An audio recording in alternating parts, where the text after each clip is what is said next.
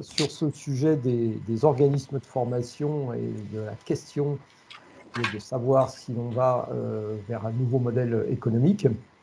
Donc, nous aurons autour de la table pour en discuter Samuel Dillet donc, de Reacom, Raphaël Aran de Bâtiment CFA Normandie, Sylvain Vaccarès de Learning Salad et Willy Leloudugo de Futur Composé. Qui ont déjà effectivement participé à cet article que vous avez très certainement eu l'occasion de lire. Mais l'idée nous est venue d'aller plus loin, de prolonger en fait cet échange à travers la discussion que nous vous proposons d'avoir aujourd'hui avec ces 4 personnes qui connaissent bien, qui sont des acteurs, qui sont à la fois des observateurs et des acteurs de la transformation des organismes de formation. Alors, on a, je dirais pour introduire un petit peu le sujet, qu'est-ce que l'on pourrait dire, c'est que, pourquoi parler de modèle économique aujourd'hui? On parle beaucoup de transformation, et si on remonte un tout petit peu dans le temps, pour les plus anciens, on a parlé il y a, allez, on va dire plus de 20 ans, on parlait surtout de distance. Ensuite, on a parlé de digitalisation. De plus en plus, vous vous apercevez que l'on parle de transformation digitale, voire de transformation des organismes de formation, de modernisation de ces organismes de formation. Beaucoup de mots, mais assez peu encore de transformation du modèle économique des organismes de formation. Et donc, l'idée nous est venue effectivement compte tenu on va dire, des 2 années que nous venons de passer, qui ont fortement bouleversé les organismes de formation et les apprenants, ne les oublions pas, de l'impact, bien évidemment, de la réforme de 2018, qui a eu aussi des conséquences sur ce champ-là. Nous allons essayer de voir ensemble si on a de nouvelles pistes, quelles sont effectivement les conséquences, quelles sont les questions à se poser et peut-être quelles sont les orientations qui seront les nôtres demain pour apporter de nouveaux services et puis peut-être justement de nouveaux modèles économiques, de nouvelles modalités d'achat et modalités donc de vente là-dessus.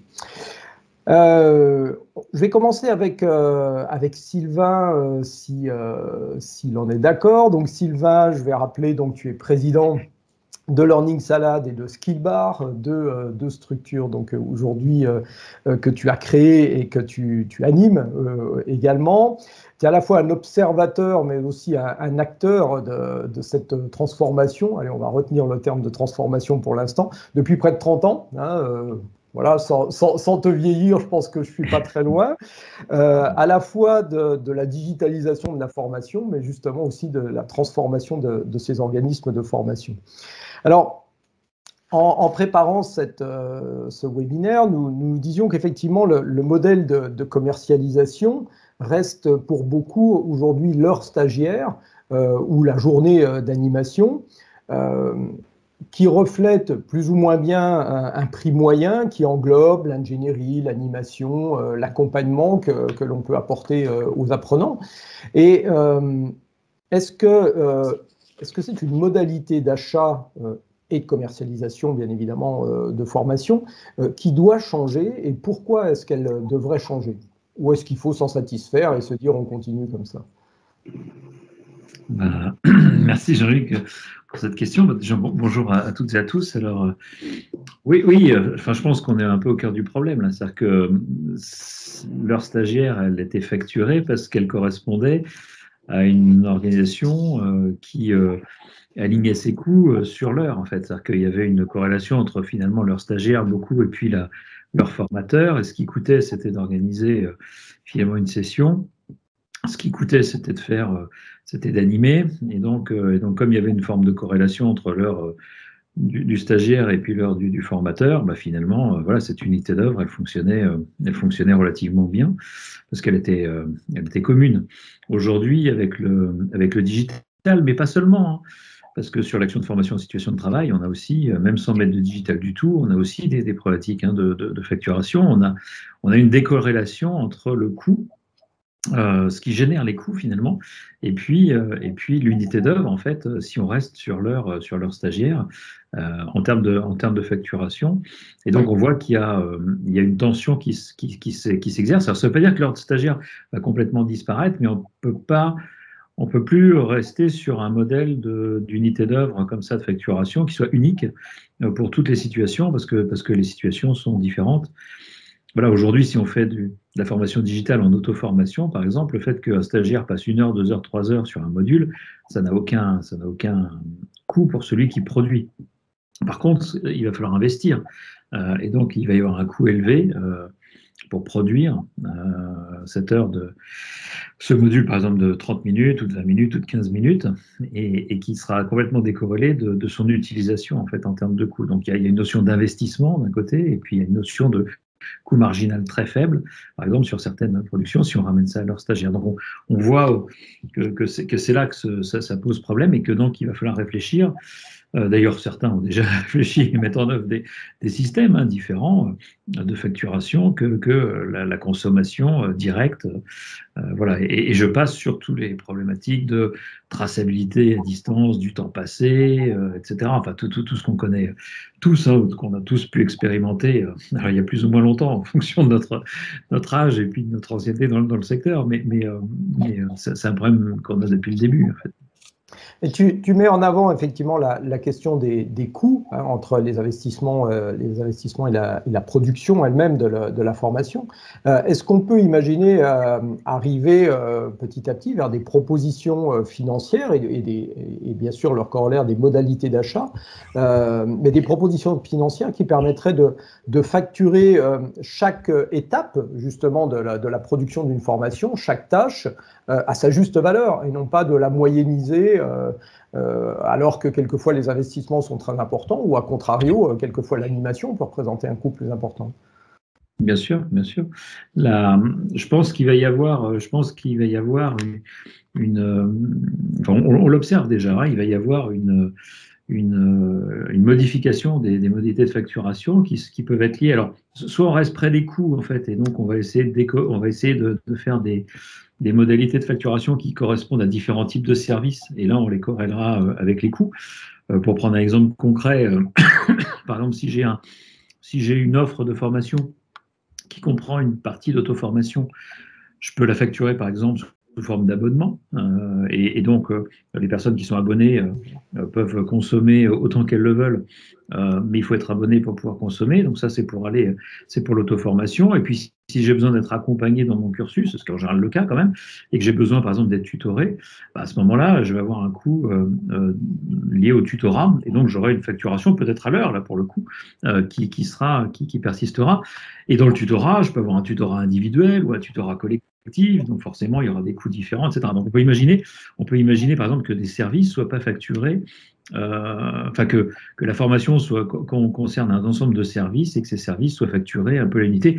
Mais un peu comme si vous allez, je sais pas quoi, à l'hôtel, vous payez votre chambre, voilà, et puis si vous voulez un petit déjeuner, vous payez le petit déjeuner en plus, et puis si vous voulez, je sais pas quoi, un service particulier, faire, je sais pas quoi, de la planche à voile, parce que vous êtes dans un hôtel au bord de la mer, vous allez payer votre heure de planche à voile, voilà. Donc finalement, c'est un peu le même système. Après, il y a d'autres modalités plus sophistiquées, enfin plus sophistiquées qu'on voit apparaître. Par exemple, le paiement au résultat et non plus le paiement à l'heure. C'est en fait, j'ai une formation qui me permet d'accéder à un emploi, je paye que si j'ai le job, sous forme par exemple d'un prélèvement sur mon salaire. Hein. Et ces modèles-là existent. Hein. Ils existent dans le monde, et il commence à y en avoir en France. Donc là, on décorrèle complètement en fait le paiement de la production, mais on l'oriente par exemple sur le résultat. On va aller vers des modèles de plus en plus différents, et je pense qu'il y a des tas de choses à inventer. Ce qu'on peut peut-être dire là-dessus, c'est que avant d'inventer l'eau chaude, il faut regarder un peu ce qui se passe ailleurs, et la formation a l'avantage, si je puis dire, d'être en retard sur la digitalisation par rapport à beaucoup d'autres secteurs. Et donc, il suffit de regarder comment ça s'est fait dans les autres secteurs. Je sais pas, je pense à la musique, hein, quand on parle des abonnements, c'est le modèle de Netflix, de Spotify, Deezer, etc.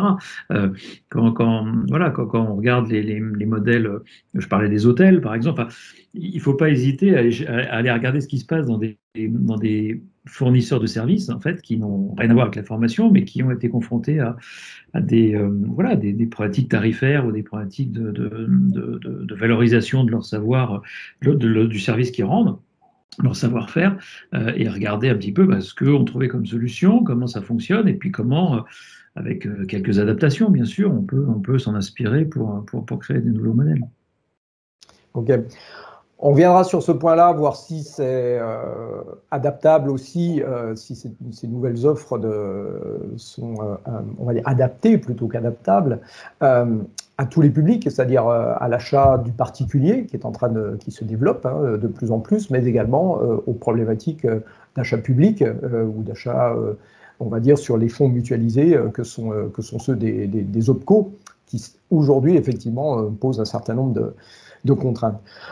Je vais me tourner vers Raphaël Aran, donc, qui est avec nous. Donc, Raphaël, tu es responsable du service innovation et développement chez Bâtiment CFA Normandie. Alors, on rappelle pour ceux qui ne connaîtraient pas Bâtiment CFA Normandie, de mémoire, il y a 7 centres de formation entre Aix, Haute et Basse Normandie, à peu près 4000 apprentis, je crois, dans ces 7 centres, et puis j'imagine plusieurs centaines, voire milliers de salariés en formation continue, enfin des professionnels du bâtiment qui viennent également trouver chez vous de la formation complémentaire pour continuer d'évoluer dans leur métier.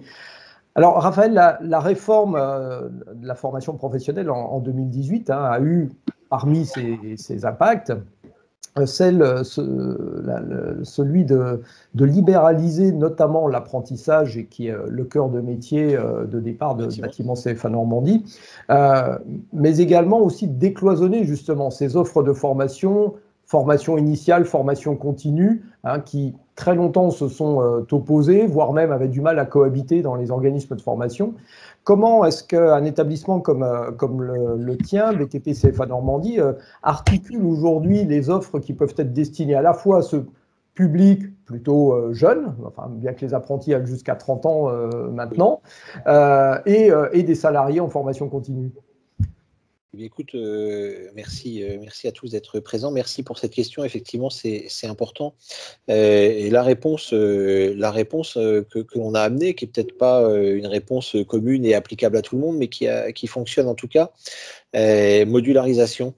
Modularisation des formations, modularisation des contenus, et qui permet aujourd'hui, chez Bâtiment CFA Normandie, et de pouvoir inclure dans des plannings de formation d'apprenants, de pouvoir inclure à des instants T des demandes de formation continue, qui nous permet aujourd'hui de proposer à des entreprises des modules de formation, et c'est là où je rejoins Sylvain et dans ce qu'il vient d'exposer, c'est un peu à la carte, mais qui nous permet de proposer des modules de formation. Alors après, les modalités de mise en œuvre vont être multiples, mais qui nous permet de proposer effectivement des modules de formation et des parcours à des salariés, sans venir déstructurer les plannings qui sont aujourd'hui mis en œuvre dans les CFA, et effectivement ça fonctionne plutôt bien. Et donc on arrive à fournir des contenus de formation tant à des apprentis qui viennent chez nous pour du diplôme, du titre pro, et que sais-je encore, qu'à des apprenants, donc de la formation continue, qui vont venir chercher un bloc de compétences, une dizaine d'heures, une cinquantaine d'heures, une centaine d'heures. D'accord. À partir d'une même formation que vous aviez au départ, qui était, on va dire, sur 2 ans, par exemple, et que vous avez, vous, modularisé pour pouvoir effectivement la proposer sous cette forme-là, c'est ça? C'est exactement ça, Jean-Luc. C'est des formations qui étaient sur 1 an ou 2 ans, qui ont été complètement modularisées, ou redécoupées, pour permettre d'extraire des blocs de compétences que l'on peut proposer aussi aujourd'hui en formation continue aux entreprises. Et la finalité n'était pas simplement, parce que souvent on pense bloc de compétences CPF, hein, la finalité n'était pas essentiellement là-dessus, c'est pas vraiment la priorité de ce que viennent chercher les personnes en formation continue chez vous. Non, non, non, non, la finalité n'était pas là au démarrage, hein, absolument pas. Hein, aujourd'hui, hein, chez Bâtiment CFA Normandie, on n'est pas encore ouvert au CPF et au DIF. Hein, donc, on est vraiment tourné vers l'entreprise là. D'accord. Est-ce que ça vous a donné des opportunités de mettre, par exemple, sur un même bloc de compétences et des jeunes apprentis et des salariés en formation continue? Alors, là, la question était justement comment on faisait, et on est parti sur ce principe de mixer les publics, oui. Donc, on a des apprentis et des salariés en formation continue sur les mêmes blocs de compétences. Après, ça impose en interne pour les formateurs d'être toujours up-to-date et puis d'avoir la capacité à délivrer un discours qui va être légèrement différent, hein, entre un jeune qui débute dans son apprentissage et puis un salarié en formation continue qui vient 5, 10, 15, 20 ans après être passé éventuellement au CFA. Et ça permet quand même une chose, et ça permet d'intégrer, lorsque les demandes de formation continue sont unitaires, l'entreprise peut avoir une ou deux demandes, et ben ça permet quand même à Bâtiment CFA Normandie d'être en mesure d'y répondre. De l'autre côté, par contre, on va être capable de mettre en place des groupes complets avec des formateurs dédiés lorsque on a 8, 10, 15 demandes. Mais ça nous a permis, cette modularisation et ces blocs de compétences, d'intégrer effectivement les publics dans des formations en apprentissage, des publics en formation continue, et de l'autre côté, éventuellement, d'avoir des groupes dédiés. Donc, de répondre de façon la plus large possible aux besoins des entreprises.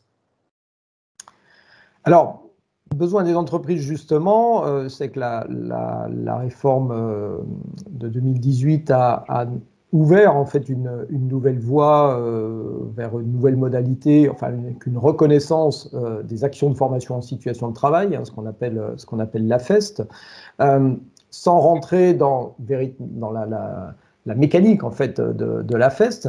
Est-ce que tu penses qu'aujourd'hui, vis-à-vis des entreprises, il faudrait avoir tendance à sortir en fait la formation des murs de l'organisme de formation, des murs du CFA pour ce qui vous concerne, pour l'amener dans l'entreprise, beaucoup plus qu'on ne le fait aujourd'hui? Alors, je te répondrai tout de suite, oui, c'est une volonté de notre part. Après, quel est le niveau d'acception des entreprises par rapport à cette nouvelle modalité de formation? Et c'est là où on rencontre plutôt un frein sur l'idée de mettre le CFA hors les murs, et en entreprise, bien sûr que oui. Après, c'est le frein que l'on rencontre parce qu'on le propose, cette modalité de formation, sur des entreprises qui ont directionnellement, qui sont assez petites dans le bâtiment, hein, c'est souvent moins de 10 salariés. Hein. Eh bien, c'est plutôt venez pas me déstructurer mon chantier et mon équipe. Et sur des entreprises plus importantes, et avec un service RH constitué et la capacité, parce que c'est des gens qui prennent un peu plus de recul, et c'est des choses qui se mettent en place, très clairement. Donc on a déjà réalisé ce type de formation, mais directionnellement, ça fonctionne avec des entreprises d'une certaine taille, parce que les petites entreprises, elles ne sont pas dans cette logique-là, elles ne sont pas dans cette dynamique, et elles ont réellement peur qu'on vienne, en tout cas dans le secteur du bâtiment, qu'on vienne déstructurer un chantier, qu'on vienne faire prendre du retard, et ainsi de suite. Je vois qu'il y a Samuel qui avait une question. Ah, ton micro. Oui. Alors en fait, c'est pas tout à fait une question, c'est plutôt un témoignage là-dessus parce que j'accompagne pas mal la FEST dans les entreprises, et y compris dans un CFA d'entreprise, etc. Et donc, et je vois quelle difficulté, pour rejoindre un peu ce que tu dis, Raphaël, même dans des entreprises un peu plus grandes, ce qui est sûr, l'un des freins majeurs, c'est déjà de faire bien comprendre qu'il y a une différence entre la FEST et la production. Parce que ce que je veux dire, c'est que ce qui est très difficile, c'est qu'il ne faut jamais oublier, et c'est ça qui est à mettre en œuvre, et ce n'est pas si simple que ça, il faut bien comprendre qu'on est dans de la formation. Donc, et pas dans de la production dans lequel on ferait de la transmission des savoir-faire ou des choses comme ça, uniquement. Hein. Donc, ça veut dire quoi? Ça veut dire que toute la dimension réflexive du processus d'apprentissage, elle doit être structurée, organisée, qu'il doit y avoir j'allais dire, des apprentissages sur des modèles ou sur des apprentissages professionnels qui sont en dehors du champ de production uniquement, c'est-à-dire dans lequel où il y a un résultat attendu client. Mais qu'on doit travailler aussi sur des choses de simulation, des choses avec des temps adaptés, etc. Donc, il y a un gros travail à chaque fois quand on met en œuvre la FEST, par exemple, comme modalité pédagogique. Si on l'amène dans l'entreprise, il faut, moi, pour l'avoir expérimenté beaucoup, il faut que l'entreprise en elle-même, dans son service de production, dans son état de production, elle comprenne qu'elle ne doit pas le faire n'importe comment. Donc, c'est quelque chose qui doit être totalement accompagné pour que ça soit de la formation et que ça ne soit pas de la formation sur le tas.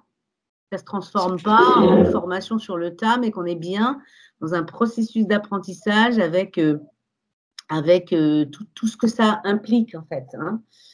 Tout ce que ça implique en termes de suivi, d'évaluation, de développement de l'autocontrôle et de l'autonomie, tout ce que ça implique sur la dimension de la réflexivité, de l'accompagnement, du tutorat, etc. Et là, quand on le structure comme ça, d'un seul coup, les entreprises mesurent quand même que c'est pas une ressource, c'est pas juste une ressource à qui on peut faire des petits travaux, etc. Voilà, c'est un vrai processus. Donc, ça s'organise. Et c'est là où je te rejoins, Raphaël, c'est que du coup, il faut que ça soit structuré et c'est un vrai travail entre le CFA et les RH, en fait, des entreprises. Ouais. Hein. Et ça, des fois, même dans les grandes entreprises, on sent que ça coince entre la prod et les RH, quoi. Hein. Il faut être très clair. C'est pas si simple. Pour le mettre en œuvre depuis plus d'1 an maintenant dans une grande entreprise française, etc., eh bien, je vois bien à quel point ça tire, quoi. Parce qu'évidemment, on ne peut pas considérer qu'un jeune qui arrive, qu'une personne nouvelle, même si on la met en prod, même si on l'accompagne, la courbe de progression, dès qu'on met de la FEST en place, elle est beaucoup plus basse, elle est beaucoup plus faible et ce n'est pas toujours compatible si facilement que ça avec un service de production qui a un client à qui il doit livrer des choses. Donc, moi, l'expérience que j'ai faite ça dans de grandes entreprises et de grands ateliers, c'est qu'à un moment donné, il y a une espèce de sas, c'est-à-dire qu'il y a le CFA pour la formation initiale, c'est-à-dire pour vraiment, par exemple, l'apprentissage des gestes métiers avec la technologie, etc. Alors, j'imagine que c'est pareil au niveau du bâtiment. Et puis après, il y a une espèce de sas, ce qu'on appelle que les entreprises ont en tout cas, l'entreprise auquel je pense, ce qu'elle a fait, c'est qu'elle s'est dit, avant d'aller en prod, il y a un SAS qu'on va appeler post-formation, qui va être 3 mois, 6 mois, dans lequel on va mettre en place la FEST. Et après seulement, on considérera que. Mais ça oblige à travailler en 3 temps, quoi. Et ça, c'est un vrai changement quand même. Hein. C'est pas encore pris en compte par tout le monde. Hein. Non, pas du tout, mais je pense que c'est la seule voie pour que ça se mette en place réellement. C'est-à-dire qu'on ne peut pas passer de la formation initiale à la prod comme ça, en se disant, bon, on met le CFA dans l'entreprise et bingo, quoi, ça va marcher. Je pense qu'il y a des choses à structurer quand même. Hein. Alors, on va rester sur le nom de l'entreprise. Merci Samuel pour ce complément sous forme d'expérience vécue qui vient compléter ce que nous disait Raphaël. Je reviendrai vers vous deux tout à l'heure. Et puisqu'on parle justement formation des entreprises et cette question d'organisation et désorganisation, je vais me tourner vers Willy Leloutre qui est avec nous donc également. Donc Willy Leloutre, tu es président du groupe Futur Composé, alors qui a la particularité de comprendre un organisme de formation, un studio de conception de solutions numériques, et aussi une chose dont tu vas nous parler juste après. Alors, je crois qu'on peut dire que c'est une marque ou un concept qui s'appelle Doki, dont on commence d'entendre de plus en plus parler. Et à travers cette solution Doki, tu représentes aussi ici ce que sont ces nouveaux acteurs de la formation. Alors certains sont regroupés derrière des bannières, comme celle de EdTech France, hein, dont tu es membre, hein, qui est une association qui regroupe pas loin de 400 acteurs aujourd'hui. Du secteur de l'éducation. Et justement, tu vas nous expliquer, tu préconises, toi, une sorte à la fois de nouveaux modèles économiques, mais aussi de nouvelles modalités de formation qui, tu me l'expliquais en préparant donc ce webinaire, est peut-être sous des capsules de taille plus petite, susceptibles de justement moins désorganiser peut-être les temps de production si on est en entreprise. Tout à fait. Merci, bonjour à toutes et tous. Donc Willy Leloutrogo, président du groupe Futur Composé. Tu as bien souligné effectivement notre spécification d'être à la fois centre de formation CFA et studio d'innovation technologique et pédagogique. C'est un point extrêmement important. Je tiens notamment à préciser que nous sommes d'abord nés en tant que centre de formation. Comme beaucoup, nous avons évolué en tant que CFA, centre de formation vers les métiers du numérique. Donc, nous étions déjà sur l'approche de compétences digitales.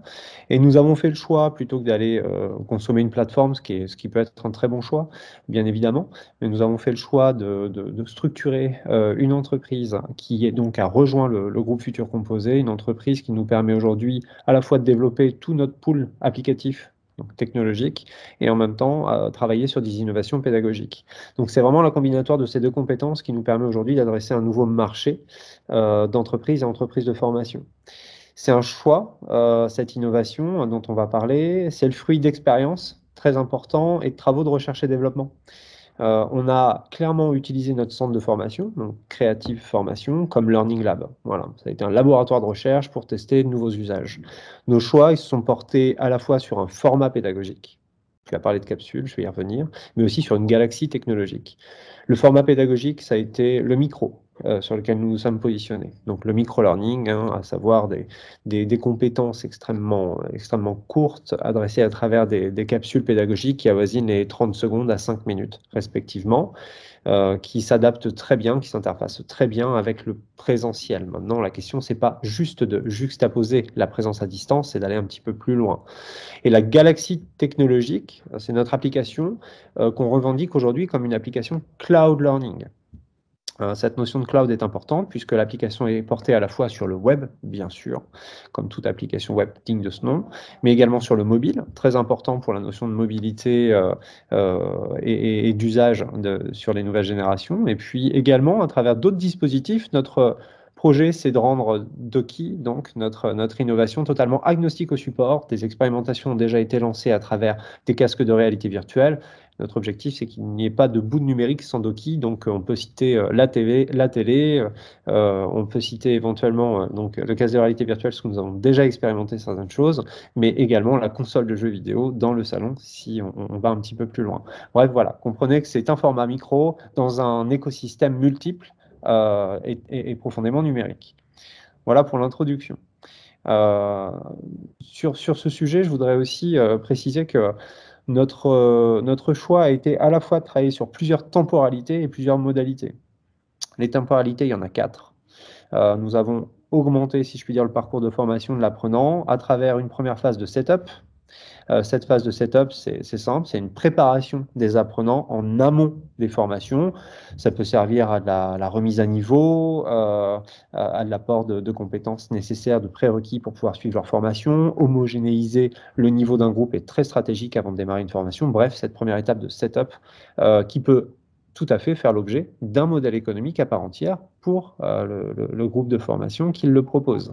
Donc là, je rejoins les propos qui ont été transmis au préalable. Ensuite, il y a le jour J très important, l'arrivée, si je puis dire, dans le centre de formation. Donc on a travaillé sur tout un système de parcours d'intégration intramuros ou non, une sorte de démarrage, de kick-off, qui va nous permettre de découvrir tous les usages nécessaires, qu'ils soient pédagogiques, technologiques, dans le centre de formation.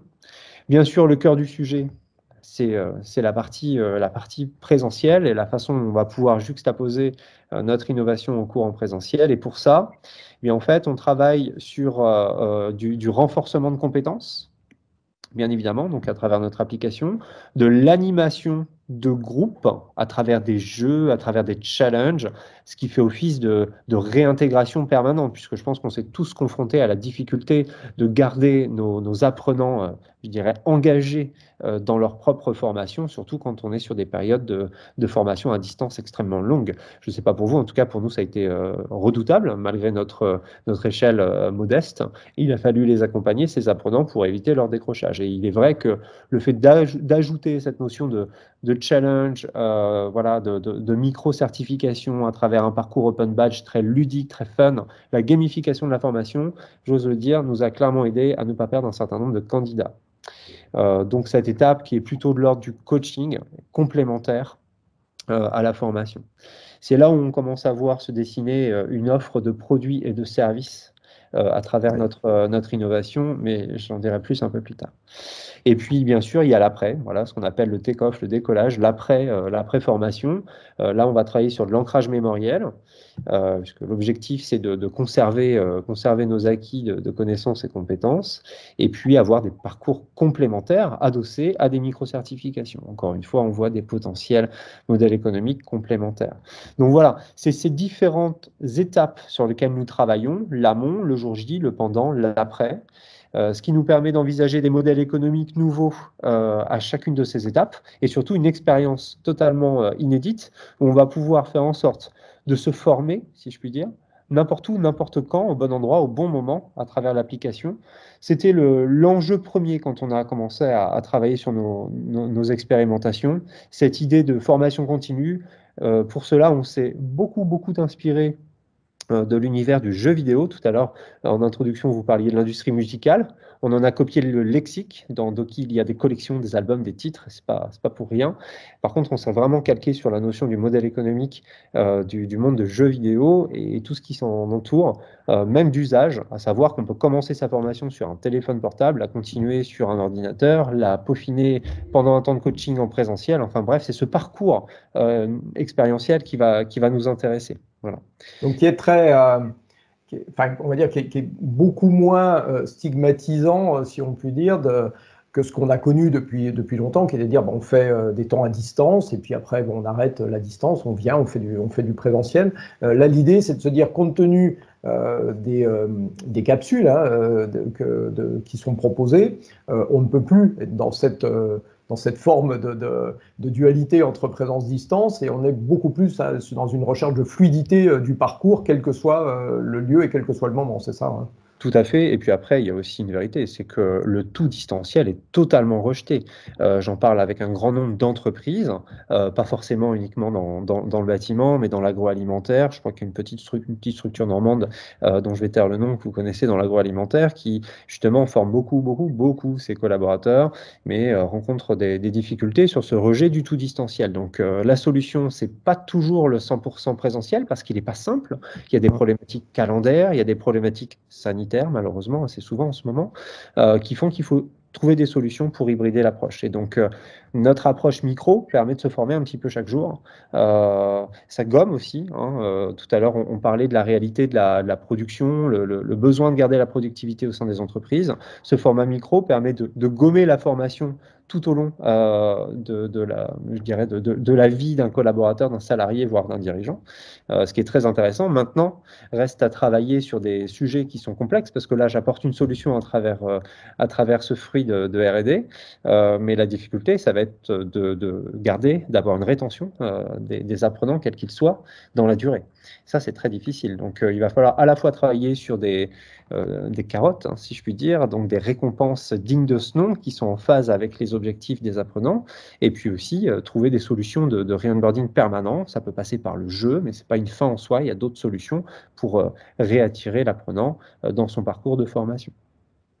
Alors, tu évoquais tout à l'heure des modes de commercialisation qui s'inspiraient en partie du jeu. Qu'est-ce que vous avez imaginé effectivement pour, enfin, quels sont le ou les modèles économiques que vous proposez aujourd'hui, alors que ce soit des entreprises ou des centres de formation, puisque je crois que vous travaillez avec ces deux types de clients aujourd'hui. Quand j'ai présenté le projet d'Oki à mon board, j'ai présenté la stratégie de PlayStation, pour ne pas les citer, et de Xbox, donc Microsoft. À la fois, cette idée où hier, on vendait une console de jeux vidéo avec des, vous vous rappelez, c'est CD, et avant, il y avait d'autres choses. Et puis, cette évolution sur, je dirais, la consommation en ligne de contenu exclusif qu'on va pouvoir acheter en one-shot, et puis abonnement à un catalogue de jeux complémentaires, le fameux Xbox Game Pass ou PlayStation Now, tel qu'on connaît aujourd'hui. Eh bien, on s'est totalement inspiré de ça. Et aujourd'hui, on propose à travers notre application à la fois du contenu accessible à la demande, donc format d'abonnement, système d'abonnement en SaaS traditionnel, c'est une nouvelle approche, mais malgré tout, voilà, système d'abonnement en SaaS à un ou plusieurs catalogues, ça peut être du catalogue transverse ou sectoriel selon les différents métiers. En parallèle, on peut proposer du contenu exclusif qu'on va acheter ponctuellement pour pouvoir compléter, augmenter, faciliter son parcours de formation, etc., etc. Donc là, on est plutôt sur une approche produit, mais l'abonnement peut tout à fait aussi s'adresser sur du service. Dans notre innovation, on a intégré un module de coaching, c'est pas pour rien, vous en doutez bien. Ça nous permet d'avoir toujours sur ce format d'abonnement, comme ça a été très bien précisé tout à l'heure, tantôt sur un format, je dirais, mensuel, tantôt sur un format d'horaire, tout est possible.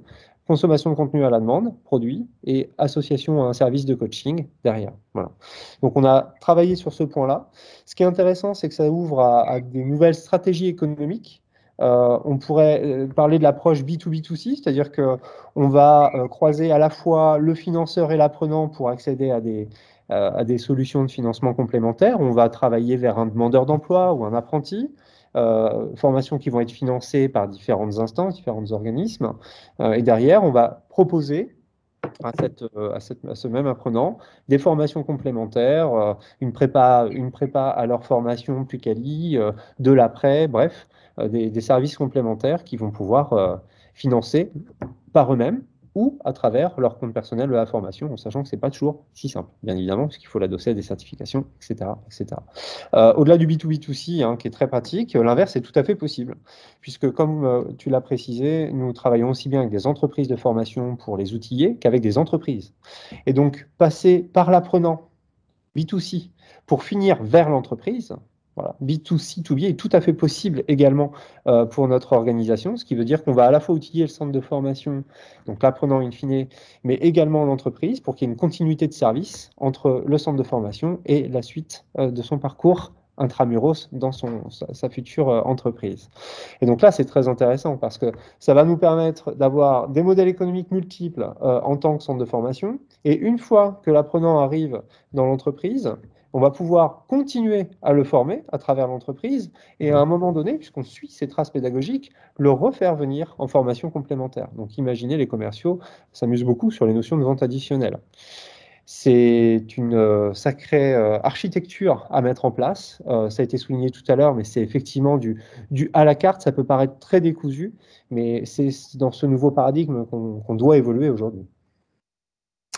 Ok, merci. Alors, Sylvain, Samuel, en écoutant Willy, est-ce qu'il faut se résoudre à se dire, il n'y a que les nouveaux acteurs, même si Futur Composé est un groupe qui existe depuis quelques années, mais on voit que cette nouvelle application, cette nouvelle entreprise d'Oki est-elle plus récente? Est-ce qu'il n'y a que les nouveaux acteurs qui sont en capacité aujourd'hui d'apporter cette offre, on va dire, innovante en matière de mode de commercialisation, ou est-ce que j'ai envie de dire, nos bons vieux organismes de formation bien implantés et habitués à répondre à des appels d'offres et à travailler sur des types de marchés qu'ils maîtrisent bien, est-ce que eux aussi, ils sont en capacité de transformer leurs modèles économiques et d'aller vers de nouvelles propositions?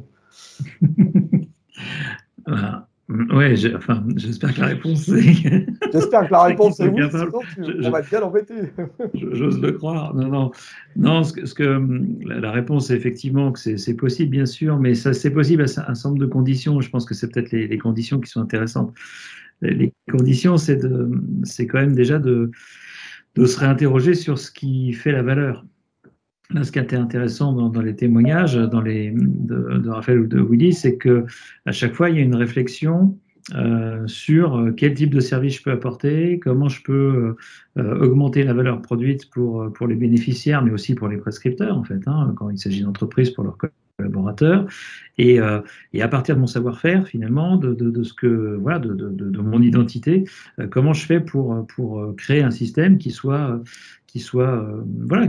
crée plus de valeur et donc est associé à un modèle économique à cela, et qui sera forcément un peu différent de celui auquel je suis habitué. Donc il y a un travail de réingénierie, il y a un travail de réflexion, et c'est forcément, ça prend forcément un petit peu de temps parce que c'est pas évident forcément à trouver tout de suite. Ça passe aussi par de l'expérimentation. Willy tout à l'heure disait on s'est servi de notre centre de formation comme Learning Lab. Ben oui, on est obligé de faire des professions, on est obligé de regarder, de tester dans la mesure du possible, ça il n'y a pas le choix. Après, la deuxième condition que moi je mettrais, hein, il y en a beaucoup, mais dans les majeurs, c'est qu'il faut arrêter de raisonner en termes de financement. Enfin, ce qui change dans la formation, c'est qu'on cherche plus des financements, on cherche des clients. Et donc, c'est ça la première peut-être révolution à faire dans les organismes de formation, c'est de dire si vous cherchez en fait en permanence à être conforme et l'idée c'est pas de ne pas être conforme à la législation, évidemment il faut être conforme à la législation, mais si on base sa démarche uniquement sur les décrets, la loi et qu'on attend de savoir ce qu'on a le droit de faire pour le faire, c'est fini. Les deux expériences qu'on a eues là, Raphaël disait, en fait, oui, c'est sûr, on colle avec le CPF, mais en fait, c'est pas pour ça qu'on l'a fait. D'ailleurs, on l'a fait avant. Voilà, en fait, c'est ça. Et Willy, c'est pareil dans la démarche qu'il a présentée. C'était pas pour coller au mode de financement, en fait. Donc parce que le mode de financement, il va bouger, les décrets, les lois, tout ça, elles vont évoluer en permanence. On peut imaginer dans quel sens ça va aller, mais dans le détail, c'est très compliqué de le savoir à l'avance. Et surtout, on ne peut pas faire dépendre son activité économique uniquement de ça. En fait. Donc je pense qu'au travers de ces modèles économiques, il y a aussi l'idée de prendre la main, en fait, de reprendre la main, peut-être de prendre la main ou de reprendre la main un peu sur l'avenir de sa structure. Et je pense que les organismes de formation ont des atouts considérables pour le faire, sans doute de meilleurs atouts que les nouveaux entrants, parce que je ne sais pas ce qu'en pense Willy, mais en disant, il a précisé dans sa présentation, et j'ai trouvé, moi ça m'a frappé, avant tout, on était un centre de formation, voilà, et c'est pour ça qu'on a construit ça. Et justement, donc je pense que c'est un atout. Je pense que c'est un atout par rapport à des gens qui sont des nouveaux entrants totaux, voilà, vraiment des gens complètement novices sur le sujet. La formation, c'est un élément clé.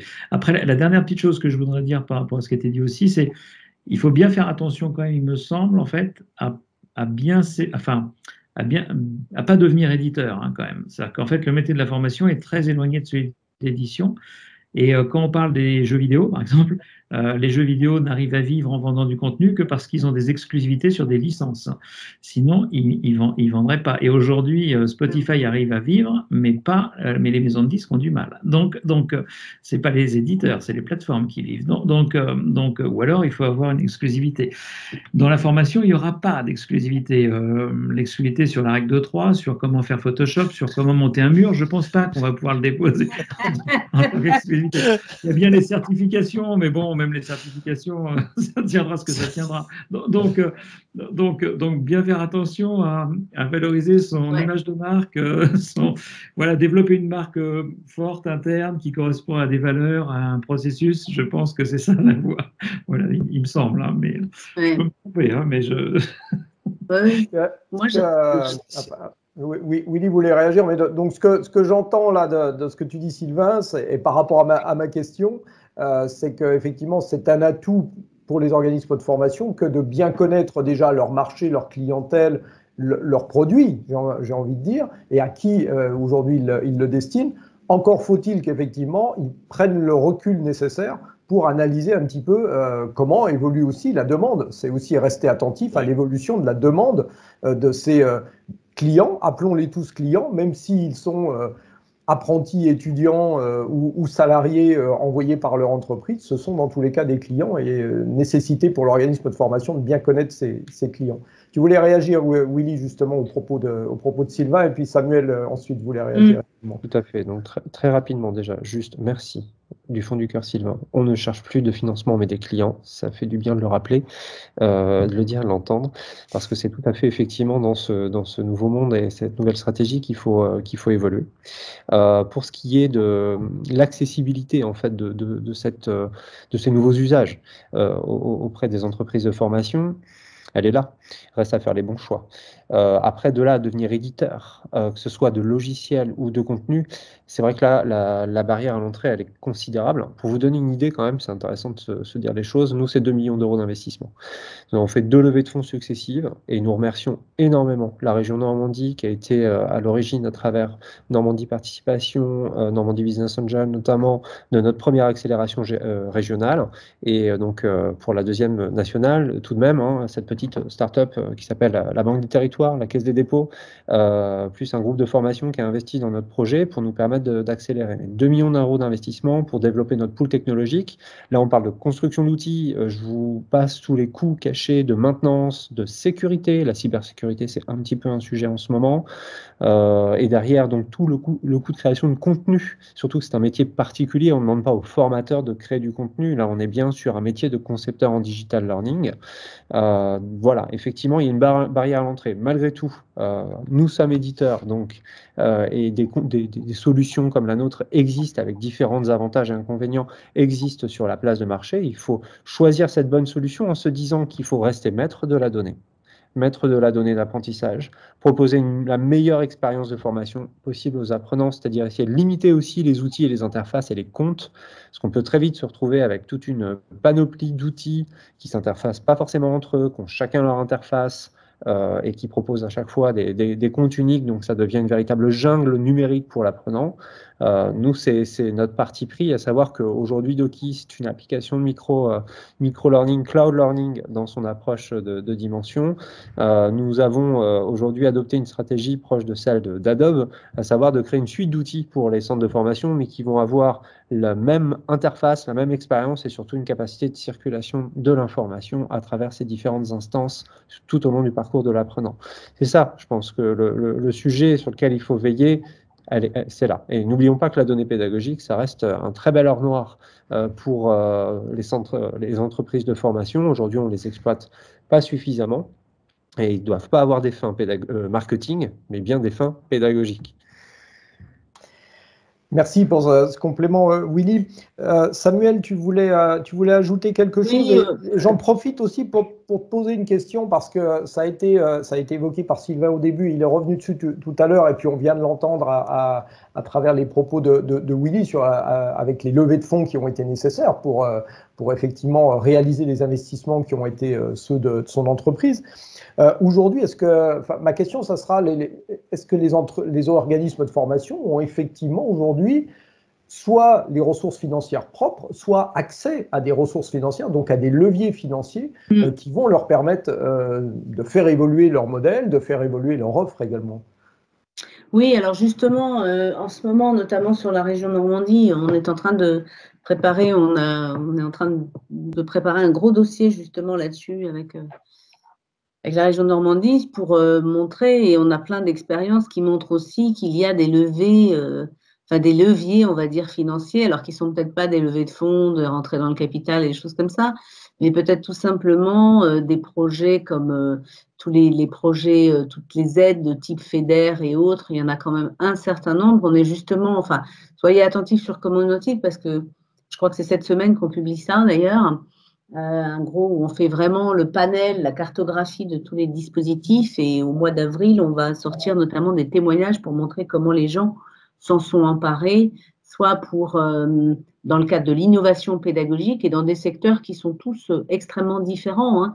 Donc il y a des possibilités et il y a surtout des dispositifs d'accompagnement qui sont mis en place, notamment en région Normandie, parce que c'est un peu, il faut quand même être honnête, hein, pour un organisme de formation, prendre ça en main tout seul, c'est un peu sioux quand même. Hein. C'est pas si évident que ça d'un point de vue de gestion administrative, etc. Les fonds sont là, il n'y a pas de problème, les fonds sont là, mais pour y avoir accès, faut s'armer de courage dans la gestion du dispositif, déjà dans sa compréhension et dans sa gestion. Mais réellement, c'est là, ça existe. Et aujourd'hui, il y a vraiment des gens à la région qui savent très, très bien accompagner les entreprises déjà depuis plusieurs années. Hein. Donc, il y a des beaux succès. Enfin, voilà, moi, j'étais il y a 8 jours en Normandie, justement, à questionner 3 organismes de formation et c'est impressionnant ce qui a été mis en œuvre grâce à ces fonds-là. Donc, oui, c'est possible. Il faut se faire accompagner par la région pour ça. Il y a ça. Et puis, l'autre chose que je voulais te dire pour rebondir par rapport à ce que disait Sylvain tout à l'heure et à la question initiale que tu avais posée, Jean-Luc, sur est-ce qu'un organisme de formation ou plutôt des nouveaux acteurs, moi, je voudrais juste dire une chose, c'est qu'il ne faut jamais oublier que parfois, devant une page blanche, quand on n'est pas du tout du métier, ça paraît plus simple parce qu'on a les idées, voilà, on n'a pas de référent, on n'a pas cette espèce de frein, de conduite, de frein au changement, vous savez, qui sont voilà, de mettre en mouvement et de changer et de se transformer. Des fois, ce n'est pas si simple. Donc, il ne faut pas oublier que ça oblige à l'organisme de formation existant de se mettre dans une démarche de conduite de changement aussi. Pas seulement d'avoir les idées technologiques, d'innovation, de ceci, de cela, mais de remobiliser l'entreprise autour d'une stratégie collective. Et je pense que c'est au plus haut niveau de l'organisme de formation que ça doit partir. Ça me paraît important, parce qu'il ne faut pas négliger le fait de changer les modèles économiques et tout ça, enfin de changer les offres, les modèles économiques, etc., à partir d'un existant, ça peut être plus compliqué parce que on a tendance à se référer à ce qu'on connaît. Ça, c'est juste humain. Et qu'on a tendance à s'accrocher à ce qu'on connaît. Parce que ce qu'on connaît, ça marche. Enfin, en tout cas, on en a fait les preuves. Et c'est une difficulté supplémentaire, la conduite du changement. Alors que quand on part d'une page blanche, alors ça ne veut pas dire que c'est facile, ça veut juste dire qu'on a moins de freins de démarrage. Donc, c'est tout. Et ça, il ne faut pas le négliger quand même. C'est plus psychologique qu'autre chose, mais quand même, ça compte. Enfin, je ne sais pas ce que vous en pensez les autres, mais je crois que… Du coup, ça me fait une tournée vers Raphaël, parce qu'à la fois, je crois qu'au niveau de Bâtiment CFA Normandie, vous avez utilisé ces leviers de type fonds européens dont parlait Samuel à l'instant. Et puis, effectivement, la conduite du changement, amener notamment le numérique. Vous avez développé un certain nombre de choses en Normandie. L'amener auprès des équipes pédagogiques, c'est pas toujours quelque chose qui se fait dans la facilité. Non, c'est effectivement, je vais rejoindre sur ce que disaient Willy et Samuel. Les fonds, ils existent. Je vais redonner un périmètre de Bâtiment CFA Normandie. Et sur les 4 dernières années, c'est un peu plus de 4 millions d'euros de fonds et qu'on est allé chercher sur des enveloppes ministère du Logement, FEDER et ainsi de suite. Donc les fonds, ils sont là. La difficulté, effectivement, c'est de les mobiliser. Il faut avoir une équipe pour faire ça parce qu'après, il faut les piloter, ces fonds-là. Et ça, c'est compliqué administrativement parlant.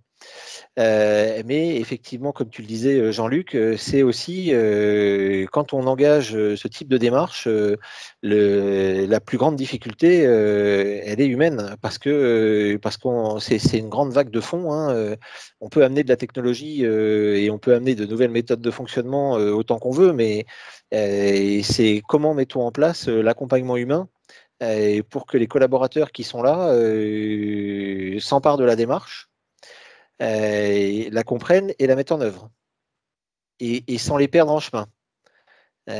Parce que on a la chance d'avoir la connaissance et la reconnaissance sur le territoire de ce qu'on fait, de ce qu'on sait bien faire.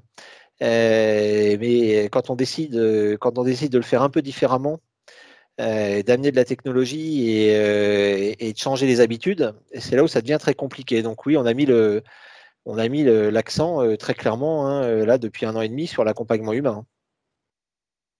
Et l'accompagnement humain, ça passe aussi, pour reboucler sur notre titre, on va dire, de webinaire, sur une compréhension du changement de l'environnement économique et donc de la nécessité aussi de changer, d'aller vers de nouveaux modèles, d'aller vers de nouvelles offres, et pas simplement sur on change, on découpe, tu nous as parlé de modularisation, on découpe, on digitalise, ça suffit pas si on se limite à ça.